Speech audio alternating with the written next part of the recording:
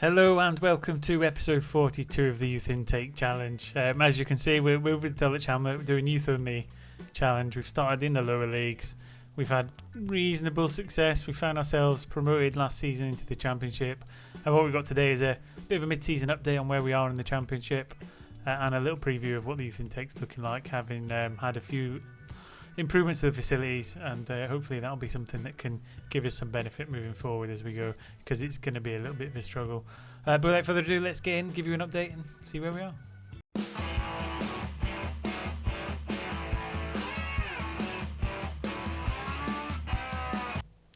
Welcome back. So competition wise, you can see Carabao Cup, we were knocked out by Crystal Palace.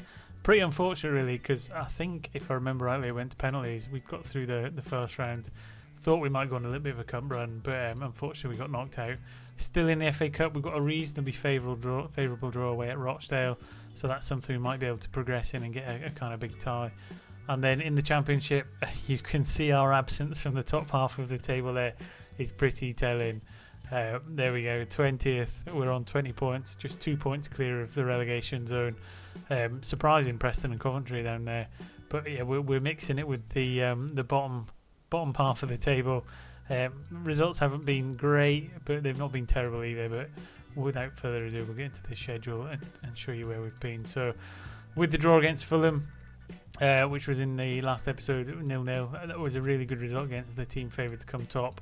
We followed up with a 2-1 win away at West Brom in the Cup, with John O'Carr getting 2 goals. Again, he doesn't start particularly often for us, but with a close proximity of them 2 games, he came in and he did a job, and we came away victorious. The league came back with a bump, so we got beat 4-1 by Bristol City away. Dunk with a goal, but that was a very one-sided game.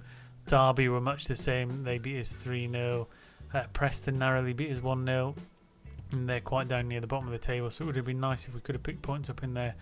Then we got our first league win of the season at home to Peterborough. McAvoy and Coleman with the goals in a comfortable 2-0 win, where I thought we might have turned the corner. And as you can see there, the Crystal Palace game at home. A bit unfortunate, but we got beat on penalties in the end, and it's a bit of one of them 50-50s when it gets to penalties.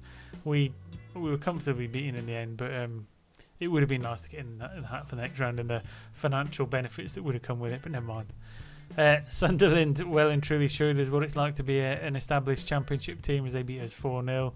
We then got a draw against Wrexham, Tony Dunk getting a goal. He then scored again in the following game at home to Ipswich, giving us a 1-0 win and some much needed points. Barnsley beat us 1-0 away at their ground. Again, narrow game, but we're not picking up points where we need to. Luton, which was a surprising result, we beat them 2-0. Pretty good to get that kind of result, because they came in lots of times to try and prize Christopher Friday away from us and really unsettle him. So it was good to get 3 points in that game. 3-game losing run against Hull, Leicester and Blackburn. Again, pushed us nearer the bottom of the table. Then we went on a little bit of a run. We got a 0-0 draw with Leeds. Really good defensive performance. We then got a 3-2 win away at Birmingham, which was fantastic. Again, we were 3-1 up at one point, but another much needed 3 points with a club that's just above us in the league, but in that kind of the manageable teams that we can get some results against. Cardiff beat us 3-1. We then got a 4-4 draw against Burnley, which was a magnificent game, where I thought we were just going to get it 4-3. It was quite a good comeback to get back in the game, but then Ruben Castro got a goal near the end of the game to make it 4-4. West Brom, we got beat 2-0. Despite beating them in the Cup, they came back and gave us a good hiding this time. Coventry, we beat 2-1. They're right down the bottom of the league, so again, really good to put some distance between us and them. But we slipped up at home to Bolton 2-1. Dimitriadis with a late consolation goal, and then Reading we drew 1-1. So that's kind of put us where we are. We've got a chance of staying up. We're not too far away from mid-table. I would say maybe aiming for around 15th, 16th might be somewhere we could possibly finish. But we're going to need a few more wins against the teams down the bottom if we're going to make that happen, and we're going to need the team to stay largely fit. Tactics-wise, quite often play with a cautious, sometimes even a defensive mentality. Although if we're against a team we think we might be able to beat, we will go attacking to try and get some points on the board. Squad-wise, largely good from a training perspective. I think the individual training regime, which we started a few episodes ago, is helping. We've got quite a good smacking of potential players. We've got some really good ones in there that, if they fulfil that potential, will be magnificent moving forward. In terms of the big runners and riders and the players that have been good so far, I think you have to look at the players that have played the most. I mean, Dunk, we've probably not looked at too much in recent episodes, but he's a really good player. He's only 19. Need him to get close to that kind of top end of his potential ability. I'm not quite sure what's missing. He gets some good chances, but his finishing at times is woeful, and it's really odd because he's got good finishing first touch and good composure. He's good off the ball. His technique's good, but he doesn't half miss some chances just when you really don't want him to. When he's one-on-one or when he robs the ball for the defender, he just doesn't put it away, and I think that's causing us to miss out on some points that we maybe should be getting. In terms of his development progress, he's largely flatlined. He's playing game in, game out, but he's not really making any gains. Not quite sure what's going on there. In terms of his development, I mean, again, it's not great compared to some of the other players that have come before him, especially in the technical side. I mean, his mental side is really good. His physical is okay. I mean, a good starting level in the physical, but I'd like to see his technicals come up a little bit, and that maybe change a bit of his fortunes in goal. However, he is our first choice striker. There is no one anywhere near him as it currently stands. The only one who you could say is near him is James Healy, who came through previous youth intakes. He's only 16. Stats wise, really good. Very similar in terms of a comparative between the two. If I just chuck them both up on here, I mean, I always like to use that little graphic there. Clearly, the one in blue, Tony Dunk, is a better player, but James Healy is a slightly more well-rounded player. And actually, if he starts to push out some of his attacking stats and develop a little bit more speed, I can see him actually becoming a better player. So that's where I see him going. In terms of his own developmental progress, it won't be as good. I mean, he's on an increased curve, but he's not getting as much exposure to the first team. So his all-time development hasn't started to pick up yet. But we should be able to give him some game time as the season moves on, because Tony Dunk can't play every game. So Healy will get his opportunity, and if he can grasp it, he might well be able to force himself in towards the second half of the season. Getting back to the rest of the squad, in terms of goals, I mean, Dunk's the top one up there. Next one after him, Dimitriadis, left winger. He kind of faded in and out. It looked like a Toto was going to pip him on that left-hand side.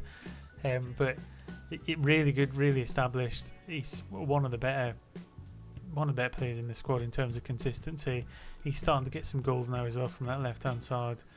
His progress probably won't be picking up too high. It's still on its way up, but not in anything extreme.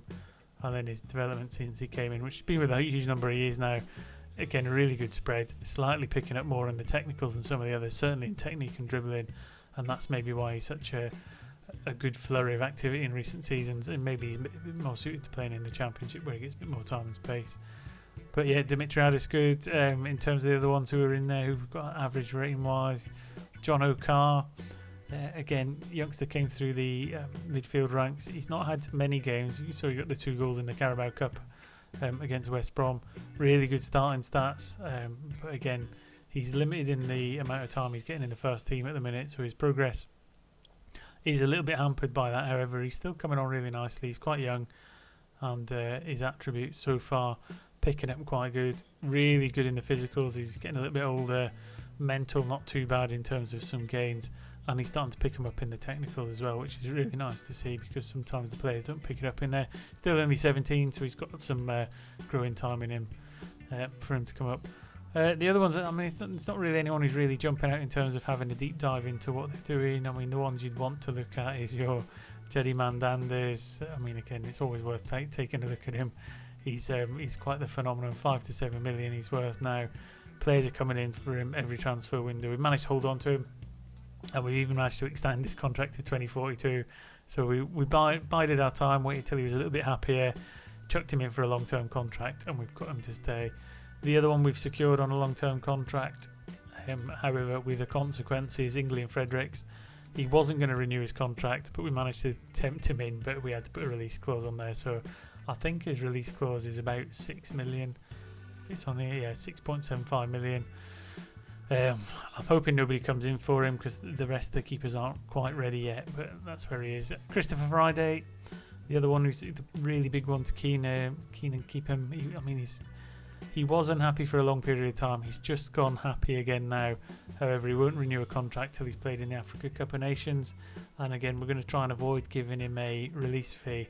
But he's the first player I think we've had who's got the potential to be a Premier Division player. So he's someone we're going to have to build a squad around in the next few years just to keep us moving up the table. In terms of the club vision, happy in most respects. However, they're not happy we're not playing defensively solid football. That's because we tend to play a bit more cautious and attacking, and we can't go full defensive. Although it worked against Fulham, it's not been working against some of the other teams, and I don't want to play at the expense of staying in the Championship. So that's where we are with that. Board-wise, stadium expansions completed, training facilities and youth facilities have all been completed. I've not gone back in for anything as of yet because the club finances are on a bit of a downward spiral at the minute. We had the takeover, we had some money, we very quickly spent it on some developments, and we're now flying back down into the red again. So we need to let that recoup and level out a little bit. We might need to do another big player sale at some point to keep the future secure, but we'll see about that when we move on. In terms of transfers, I didn't really go through it at the last episode. I got a bit too giddy and moved on, but I think the players that we released at the end of last season, you can make them all out. So Borrowdale, Hallett, Belkiat, Samuel Christopher, Trey Bound, Sol Curry, Paul Murray and Scott Parker were all the ones we let go. As I said, when we had about 7 players coming from the youth intake, it was balanced out by the ones who were leaving, and they're the ones who've gone. So, and that kind of levels out where we are from there. In terms of the staff, we're not doing too great in terms of the average against the rest of the Championship, but we have had 2 back-to-back promotions, so that's kind of probably why we've drifted off a bit from that, and we'll have to do some recruitment as we move forward. Dynamics we talked about, not really anyone too sad. I mean, Lolo Atienza has been with us for a huge number of years. He feels it's time to move on and have a new challenge. I've told him we won't stand in his way. If we get a sufficient bid, we'll let him go. He might be the one, 4.3 million. If someone came in with that, we'd let him go, and we'd have to backfill him with some of the other young players we've got in the squad. I think that's most of what we've had to go through. Squad planner, everything's looking good. So the youth intake preview, again, it looks like an excellent intake. We've got 1 central midfielder who looks like he's a top talent, a couple centre backs rated at B, and then you're into goalkeeper, full-backs, defensive midfielders at the C rating before we drift into the E. So a central midfielder potentially good if we have to let another one of the midfielders go. Maybe they'll fill the gap that Raxo left behind. Centre backs are always good to have because we've only got 2 really good ones, 3 if you include Atienza. But Atienza's going to move on, so we need some kind of backfill in there. Goalkeeper I'm not too fussed about unless Fredericks goes, so it might be useful. And fullbacks are always looking for. So in terms of a youth take, they're probably in the right positions-ish, although I still think we're lacking a little bit on fullbacks, but I think it's looking good. Let me know in the comment section what you think. Do you think we've got enough about us to stay in the division? I think it's going to be tough. It's going to be close, but I think if we get the right results at the right times against some of the teams near the bottom, we can make up a little bit of a gap that should keep us safe. So I'll play through, I'll get us ready, I'll get us towards the end of the season. We'll see where we are with about 5-6 games to go when the youth intake comes in. But until then, enjoy yourselves, enjoy the weekend, enjoy your Football Manager, and I'll see you again soon.